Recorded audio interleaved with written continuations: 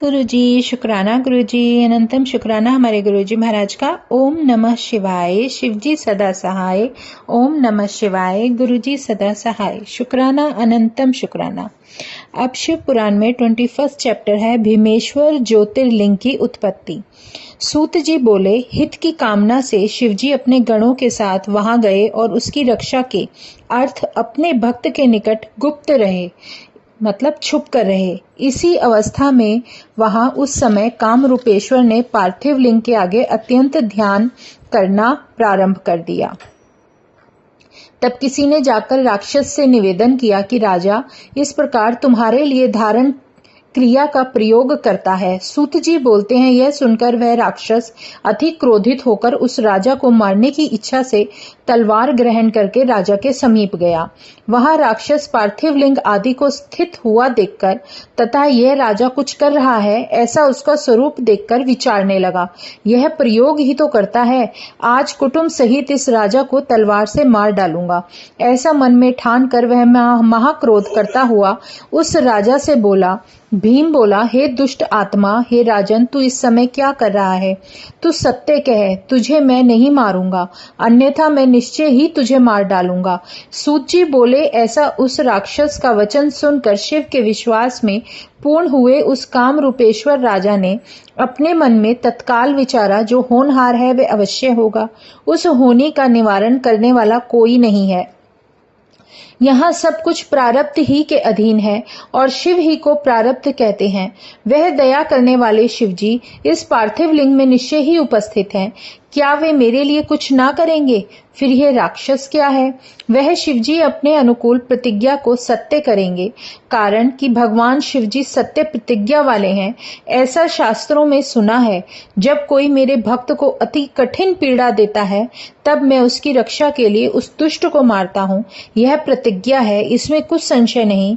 इस प्रकार धैर्य को धारण करके शंकर देव को ध्यान करके बड़ी भक्ति से उस राजा ने मन से प्रार्थना की, हे महाराज शिव जी, मैं तुम्हारा ही हूँ, जैसे तुम्हारी इच्छा हो वैसा करो। मैं सत्य वचन कहता हूँ, आप मेरा हित करो। इस प्रकार सत्य के पाश में बंधा हुआ वह राजा मन में ध्यान करके उस राक्षस को तिरस्कार करता हुआ यह वचन बोला। राजा बोला, अपने भक्तों के पालन करने वाले संपूर्ण चर और अचर जगत के स्वामी निर्विकार शिव देव को भजता हूँ। सूत जी बोले, ऐसा उस काम रूपेश्वर राजा का वचन सुन वह भीम राक्षस क्रोध से कंपायमान शरीर हो यह वचन बोला। भीम बोला, शिव तेरा जाना हुआ है, वह मेरा क्या करेगा? जिसको मेरे पिता के भाई रावण ने दास के समान रखा था, उसके बल को आश्रय करके तू जीतने की इच्छा करता है, तब तो तू सब ही जीत चुका, इसमें कोई संदेह नहीं। जब तक तेरे पालन करने वाले शिव को मैं नहीं देखता तब तक तू उसको स्वामी मानकर सेवा करता है, मेरे देखने पर तू पूजन नहीं करता। हे राजा, मुझको देखने पर वह सत्य प्रकट हो जाएगा, इस कारण तू इस शिव के रूप को देख नहीं तो तुझे बहुत बड़ा दंड मिलेगा, इसमें कुछ संशय नहीं है। भयंकर विक्रम वाला मैं तुम्हारे स्वामी को तीव्र भेंट दूंगा। सूत जी बोले, ऐसा उस राक्षस का वचन सुनकर शिवजी में दृढ़ विश्वास कर काम रूपेश्वर राजा ने उससे यह वचन कहा। राजा बोला, मैं नीच तथा दुष्ट हूँ, परंतु शिव के पूजन को नहीं छोड़ूंगा। मेरे स्वामी सबसे ऊंचे हैं, वह भी मुझे कभी नहीं त्यागेंगे। सूत जी बोले, तब इस प्रकार उस शैव राजा का वचन सुनकर शीघ्र उस राजा से हंसकर वह भीम राक्षस यह वचन बोला। वह उन्मुख हुआ, नित्य भीख मांगता है, इससे वह अपनी आकृति को क्या जान सकता है? भक्तों के पालन करने में योगियों की क्या सामर्थ्य है? यह बुद्धि में विचार कर तू उससे सब प्रकार दूर हो। मैं तेरे स्वामी के साथ युद्ध करूंगा। सूत जी बोले, ऐसा करने पर वह शिव का भक्त दृढ़ व्रत वाला श्रेष्ठ राजा निर्भय हो संसार को सदा दुख देने वाला भीम राक्षस से बोला। राजा बोला, हे राक्षस, हे दुष्टात्मन, मैं ऐसा नहीं कर सकता हूँ, तू कर सकता है, कारण कि तू शक्तिमान है। सूत जी बोले, ऐसा करने पर वह राक्षस सेना लेकर उस राजा को धिक्कार कर उस समय राजा पर तीक्ष्ण तलवार से प्रहार करने लगा। अब तू भक्तों को सुख देने वाले अपने स्वामी के बल को देखे। इस प्रकार महाबली व राक्षसों के सहित हंसकर बोला, हे ब्राह्मणों, जब यह तलवार ने उस पार्थिव लिंग को स्पर्श नहीं किया तभी उस पार्थिव लिंग से साक्षात शिवजी स्वयं प्रकट हुए और बोले कि देखो, मैं भीमेश्वर इसकी रक्षा के निमित्त प्रकट हुआ। मेरा यह पहला नियम है कि सदा अपने भक्तों की रक्षा करता हूँ।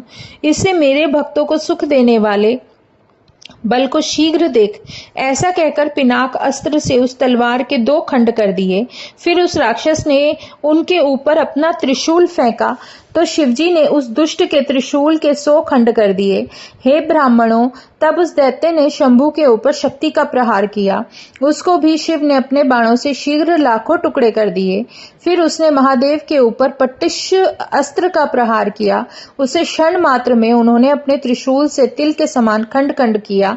तत्पश्चात शिवजी के गणों का तथा राक्षसों का देखने वालों को भय देने वाला बड़ा भयंकर युद्ध हुआ।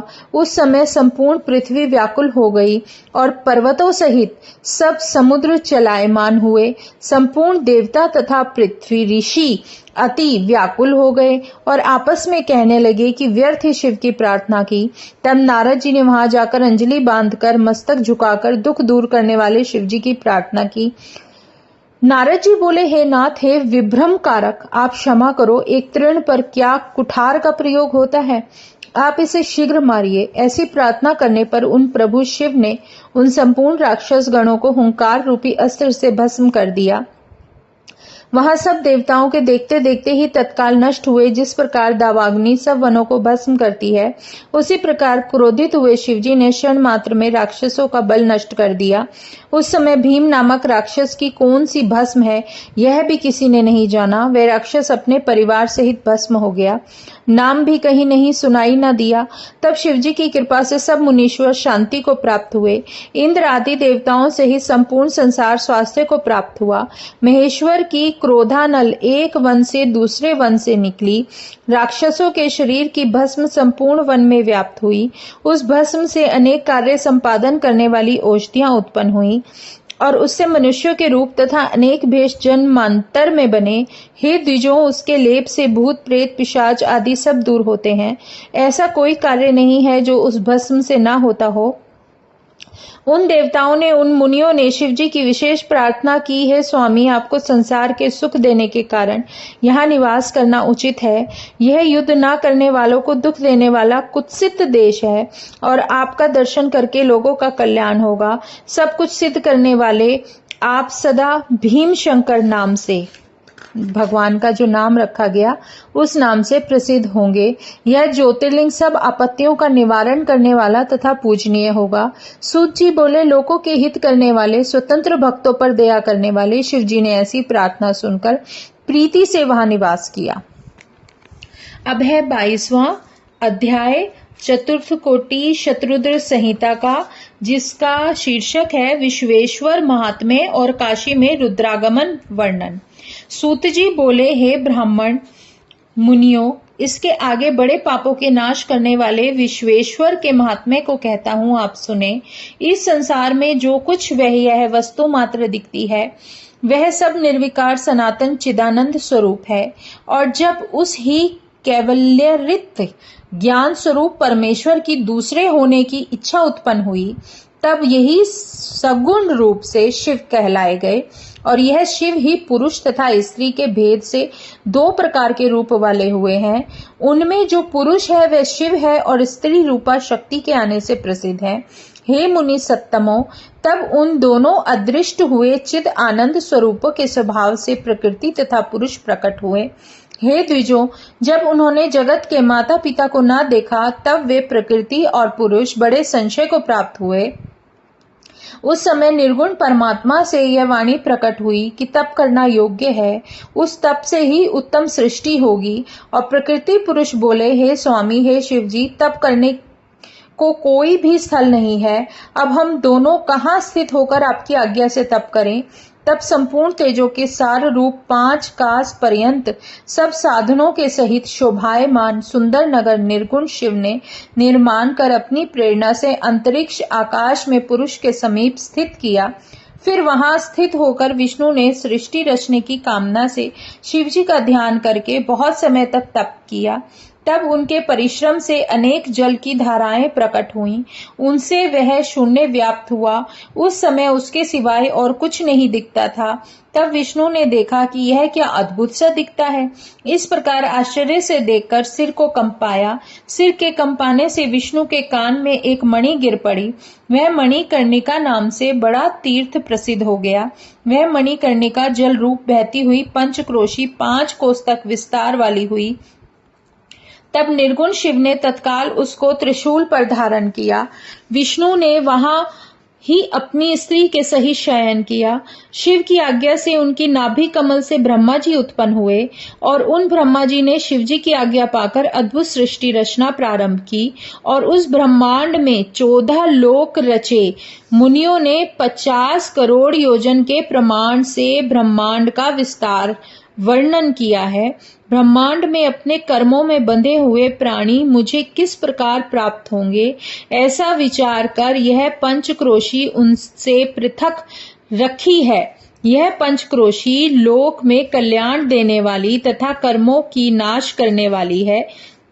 यह काशी मोक्ष की प्रकाश करने वाली है, ज्ञान की देने वाली मेरी प्रिय नगरी है।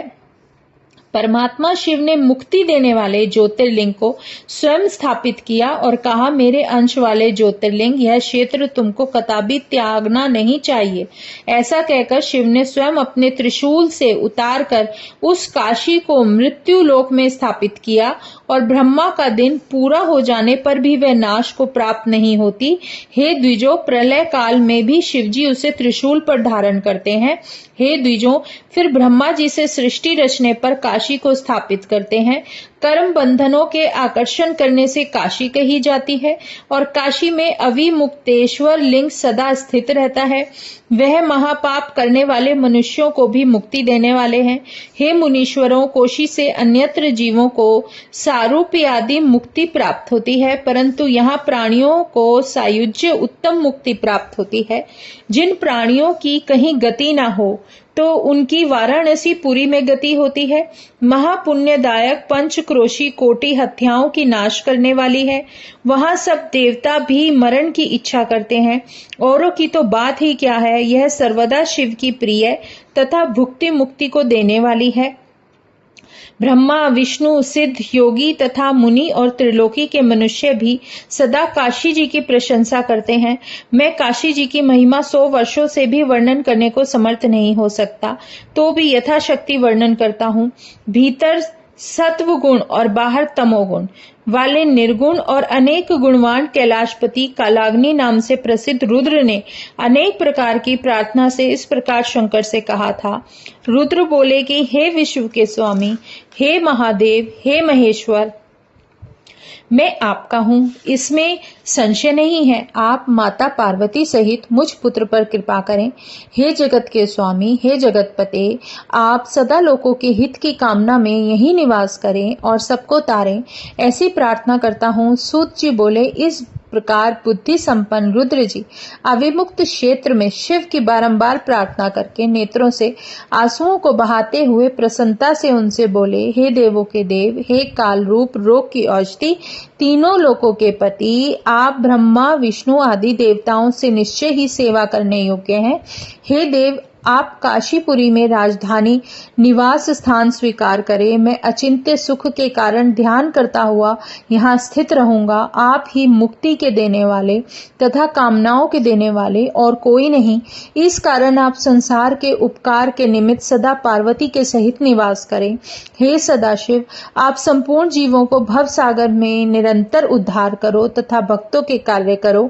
हे शिव जी, ऐसी हम बारंबार प्रार्थना करते हैं। सूत जी बोले, इस प्रकार उन विश्वनाथ से प्रार्थना किए हुए सबके राजा शिवजी ने लोकों के उपकार के अर्थ वहां निवास किया। जिस दिन से शिवजी काशी जी में पधारे तभी से वह काशी नगरी सबसे श्रेष्ठ हो गई।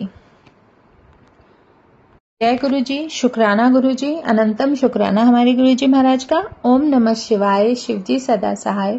ओम नमः शिवाय, गुरु जी सदा सहाय। शुक्राना, अनंतम शुक्राना।